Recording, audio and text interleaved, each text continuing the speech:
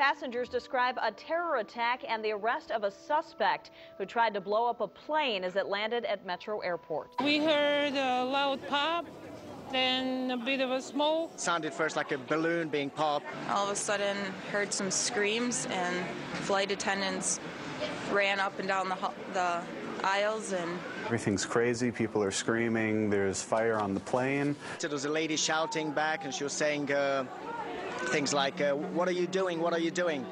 At that moment, I was sure I was going to die. And we're learning tonight more about the suspect. Let's get to Fox News' Andrea Isom. She begins our team coverage. She is live at Metropolitan Airport. Andrea?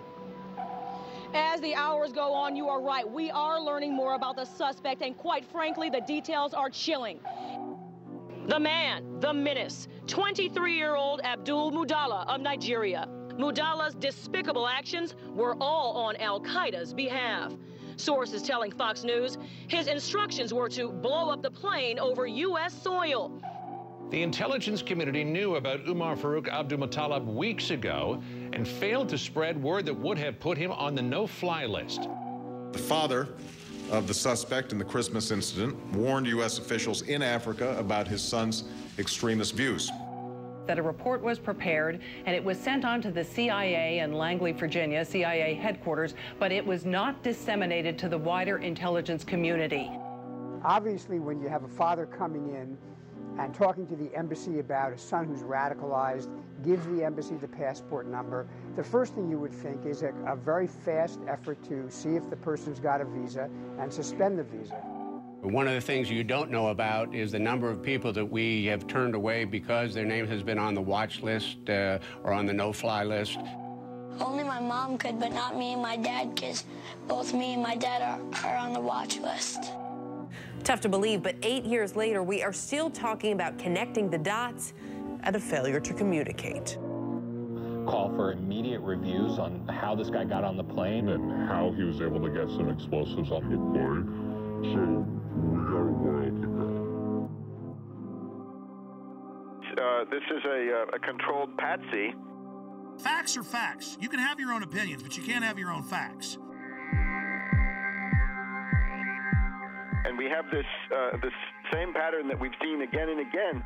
We have these individuals that have very limited mental equipment, but nevertheless they're able to work miracles. In other words, they can do things that a normal person would never be able to do. You'd be arrested, you'd be questioned, you'd be searched, you'd be stopped in some way.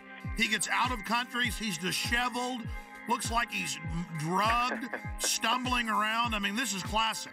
He doesn't get on any serious list for scrutiny or special search. And then we have this famous story of the well-dressed Indian who accompanies him. I saw two men, and they caught my eye because they seemed to be an odd pair. One was what I would describe as a poor-looking black teenager around 16 or 17, and the other man, a age 50-ish, wealthy-looking Indian man, and I was just wondering why they were together. Kind of strange. And I watched them approach what I would call the ticket agent, the final person that checks your boarding pass before you get on the plane. He gets from one plane to another thanks to this patsy minder, a patsy chaperone or patsy monitor. The only person that spoke was the Indian man, and what he said was, this man needs to board the plane, but he doesn't have a passport. And the ticket agent responded, well, if he doesn't have a passport, he can't get on the plane. To which the Indian man responded back, he's from Sudan, we do this all the time. And the ticket agent said, well, then you'll have to go and talk to my manager. And she directed them down a hallway. And that was the last time that I saw the Indian man, and the black man I didn't see again until he tried to blow up our plane. Then I'd be interested to see, is there a passport? Won't the FBI please show us a passport if there is one? They won't release the videos from Amsterdam. I mean, this is suspicious. Oh, yes. I think it's beyond suspicious. It's a clear case of a patsy. So he's a controlled asset. And, of course, it's not a matter of failure to connect the dots. We're hearing all about the unconnected dots. No, this is the desired outcome. Let me just point out a couple of other things here. We're told that this alleged bomber, right, Knicker bomber, whatever they call him. He was in contact with this character Awlaki in Yemen, and of course this Awlaki, I call him Awlaki the CIA lackey. Awlaki the lackey, and remember he's a CIA lackey. He's a double agent, a triple agent if you want. He is used as a kind of beacon to recruit patsies across the world, and they can always sheep dip somebody like Major Hassan. If they want to say, you're linked to Al-Qaeda, they just have you exchange a few emails with this Awlaki, and that's what he's good for, right? He goes back to 9/11 and Hani Hanjour. So this guy is he's a U.S. agent under whatever layers of garb that he's got.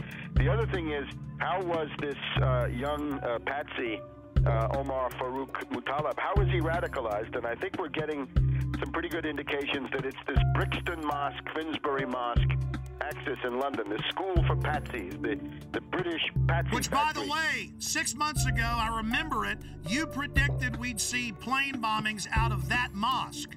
This is not so hard to do. Remember Richard Reed, mentally retarded vagrant who was sleeping on the floor of Brixton Mosque, I think.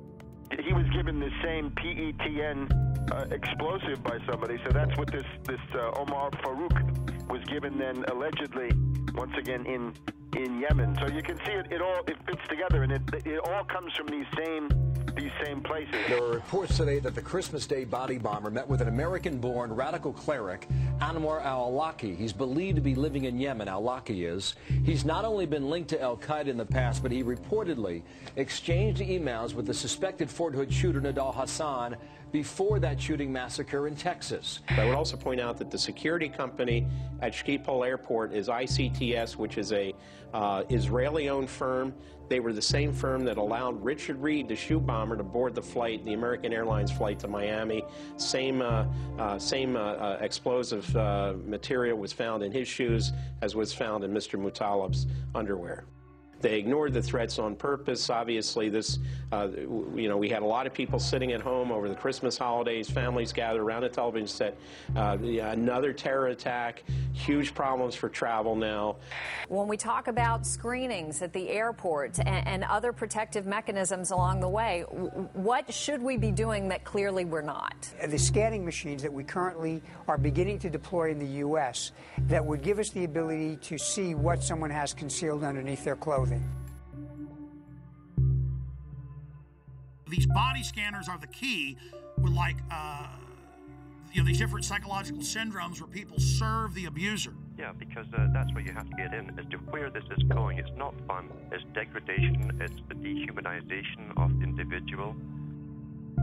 So really, what they're telling you is not only do you not own your body, you own nothing. You don't even own the patents to your own genes.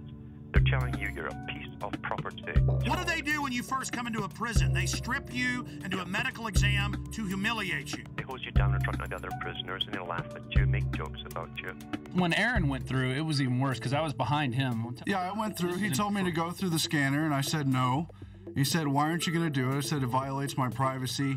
And this is what happened. This guy got scared. This guy was physically bigger than me. He was athletic. He started shaking when I said no. You think it doesn't matter to because it's a delusional world. He thought he'd found a real terrorist. Yeah. He was shaking, visibly shaking when I said no. He tried to trick me to go through it again and told me they were going to body wand me, which they ended up doing. And then he tells me, oh, because I don't like it because it violates my Fourth Amendment, I read too much. Oh, you're one of those who reads too much. And you said he put his hands on you. Oh, yeah. Oh, yeah, he grabbed When I said no, like he started shaking. He didn't know what to do, and then his first flinch reaction was to grab my arm and try to pull me through the scanner. It was absolutely crazy, and you got women apologizing to the agents. I'm so sorry, I forgot my mascara and my lipstick. And the Fourth Amendment says if you're going to search, you're not only going to have a warrant, you're going to say specifically what you're looking for. But it's not specific. It's liquids, it's lipstick, it could be shoes, it could be... Breaking the will of the people. The real purpose of body scanners, and you scroll down, it shows the Nazis and others strip searching women in World War II. I'll tell you what I would do personally. I would just take photographs of all the mass graves of World War II and the Soviet Union, of all the naked bodies, and have big placards of that. And genius! And saying, we're not going to end up like this. No, thank you. Great idea, pointing out that they always strip you down before they kill you. I mean, it's a real act of submission. Do you agree with me that this telling everyone you will be naked body scanned.